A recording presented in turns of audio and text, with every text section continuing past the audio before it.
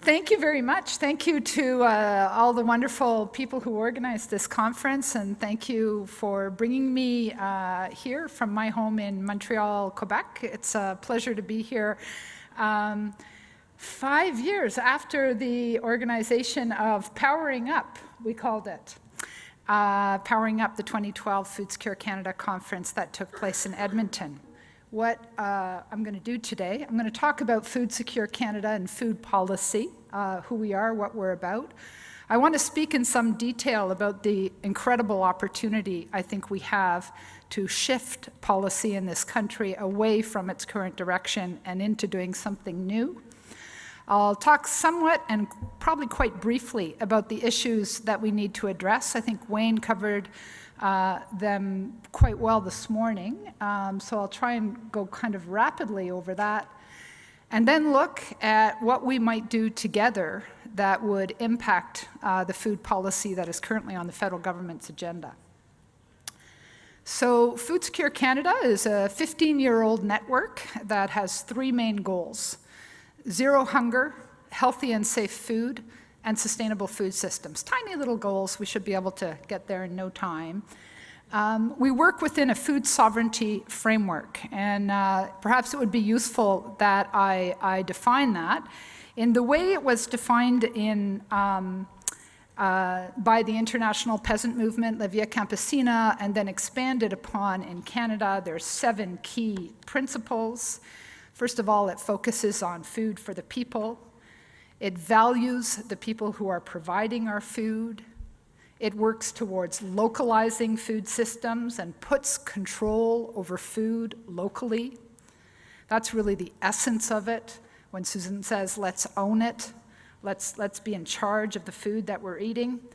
It builds knowledge and skills, so much of what we've been talking about today. It works with nature, not against nature, in that binary system that Wayne was talking about this morning.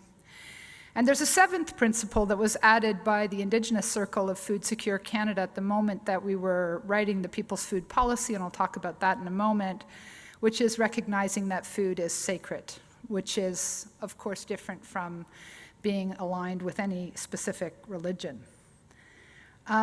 We're a membership-based organization. You can join as an organization, you can join as a small or medium-sized business, and you can join as an individual. And I'd be happy to talk to anybody about that.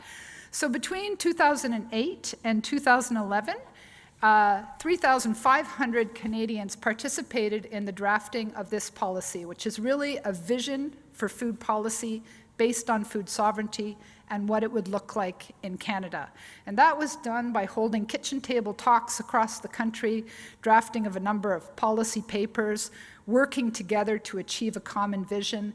And it has been an extraordinary, useful instrument to get the attention of politicians and policymakers, even though they often don't agree with the concept of food sovereignty.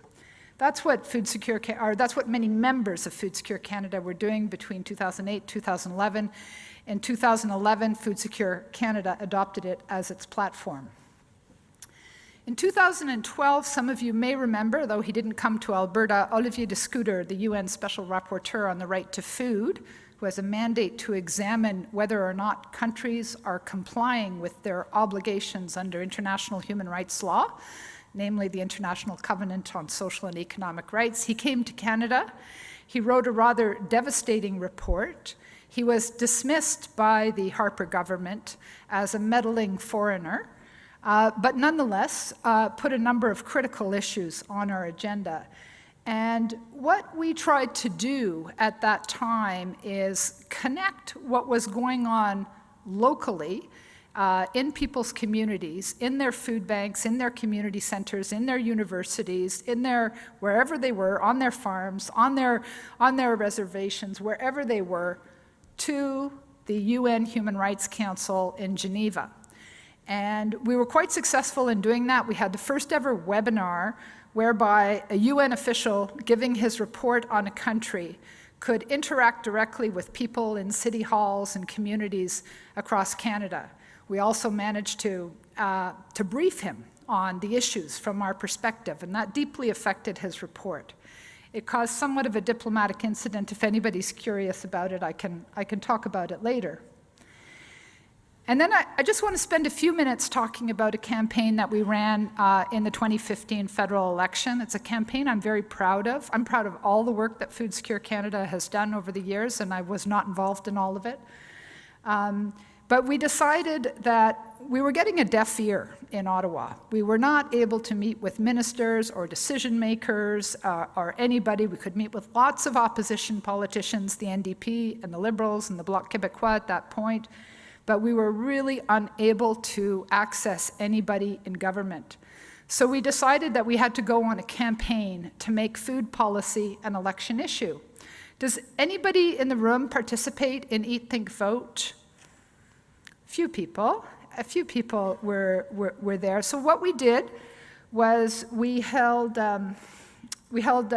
community events. We held 68 community events where people were invited to organize a meal with candidates from all political parties in order to talk to them about the need for a food policy. And we highlighted certain key issues. We highlighted hunger in Canada. I'll come back to that in a moment, and particularly the issues of food insecurity and hunger in northern and remote communities. We highlighted the issue of healthy school food and the need to support the next generation of farmers. But our overarching request was for Canada to have a national food policy. So 192 organizations, thousands of individuals, 168 candidates came to those meetings. 44 of those candidates from different political parties were elected, and 5 of them ended up in Justin Trudeau's cabinet. And every one of those people went through a detailed discussion, just like if they'd been sitting here with us all morning, about what are the problems in our food system. So it was a way to educate candidates when they have their ears most open, which is when they're on an election campaign. And then, to our wonderment and our surprise, and you should have heard the shouts of glee in our office the day that Justin Trudeau released the mandate letters. First of all, it was exceptional that he released the mandate letters at all. But here was the instruction to Lawrence MacAulay, the Minister of Agriculture, to develop a food policy that promotes healthy living and safe food, putting more healthy, high-quality food produced by Canadian ranchers and farmers on the tables of families across the country. It wasn't exactly the wording we wanted, but it was pretty good. So that is what Lawrence MacAulay has been tasked with doing between now and the next election. And that is the opportunity that we have before us. There's a number of other things that are really important in the mandate letters and really important to our food system, so I'll just speak very, very quickly to them. Obviously, the implementation of the recommendations of the Truth and Reconciliation Commission on residential schools, also on the UN Declaration on the Rights of Indigenous Peoples, very, very important. If you actually look carefully at the report of the Commission, you will find many, many stories about food. And it's pretty obvious that food has been used as a weapon of colonization and dispossession against Indigenous peoples. The question is, can it be part of the reconciliation? Another thing that was called for was to update and expand Nutrition North, which is the federal subsidy program that is highly problematic for many reasons, and I can go into that in more detail if you like, but to fix that program. And I think subsequently, given Minister Carolyn Bennett's convictions about this, she realized it's not just update and improve, it's actually completely overhaul.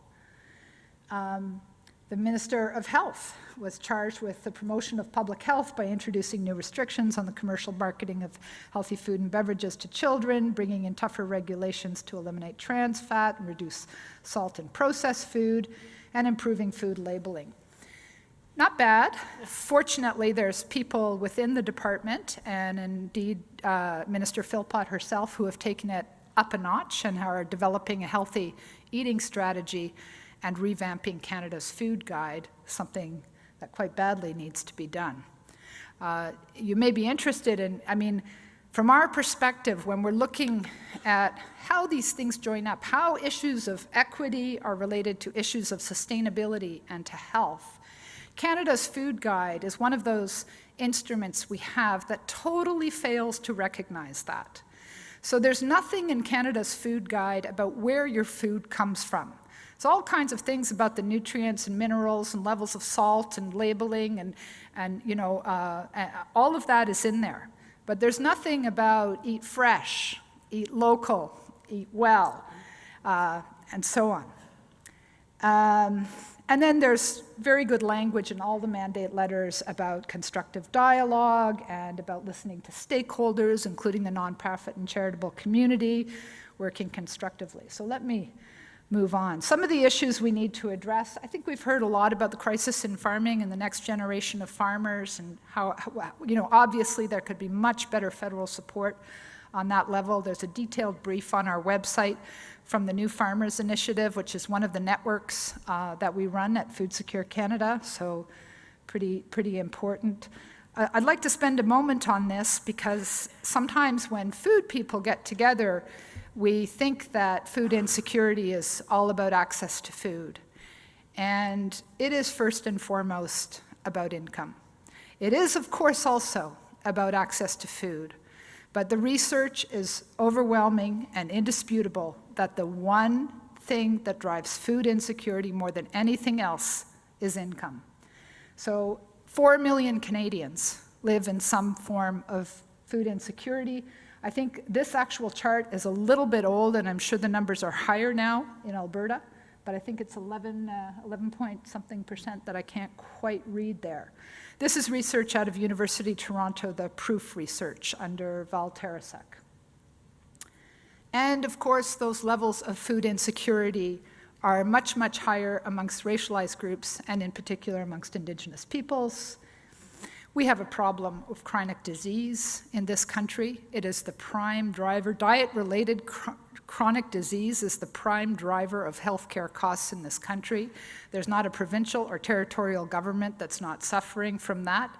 Yet food is a complete blind spot when it comes to making health policy, something we really think needs to be addressed via a national food policy. Our food system is deeply related to climate change, depending on how you do the figures. Some would say 30%, some would say closer to 50%. It has a huge impact on our carbon footprint. And we have growing corporate concentration, particularly in the seed industry and in agrochemicals. And with the current mergers that are being discussed amongst the big companies, the Dow, DuPont, Monsanto, Syngenta, we could soon be facing a situation where 75% of the world's seed supply is controlled by as few as 3 companies. These are issues that we need to address in our national food policy, because what we currently have is a system where we have corporate concentration and policy fragmentation. It does not make for good policy. So what makes for good policy? We're not gonna, sit here, all of us who think kind of similarly, and write up a policy that's gonna go. We need to be sitting down with people from industry, with people from mainstream farming, with people from government, different levels, different departments, and with ourselves. And that's where I believe when we put, the government has a mandate, we have a mission, the private sector has a margin. When you put mission, margin, and mandate together, you can actually get innovative policy making. So we're organizing around the development of this national food policy. There will be consultations that will be declared either in about 2 months or perhaps closer to the summer. We're not quite sure yet. So what we're planning to do, maybe we can come back to this more in the discussion, but all of the wonderful ideas that we're hearing in this conference, one of the problems is there's very few ways in which those bubble up to the eyes of policymakers. So we need to build a real plan for citizen and organizational engagement around this national food policy, And we're currently in discussions with the government about that. And while the mandate is for the Minister of Agriculture, I forgot to mention this, there's currently an interdepartmental committee. At first it was 8 different departments.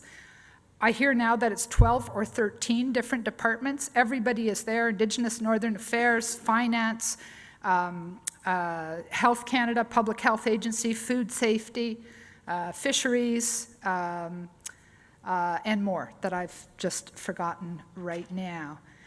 So I'd like to talk a little bit more, perhaps in the discussion, about how we can leverage this extraordinary moment when we have a growing food movement, growing experimentation, growing food crisis, and a government commitment to develop a food policy that will do the right thing. How can we, as civil society, leverage this moment to begin to turn our food system into a direction that is more healthy, just, and sustainable?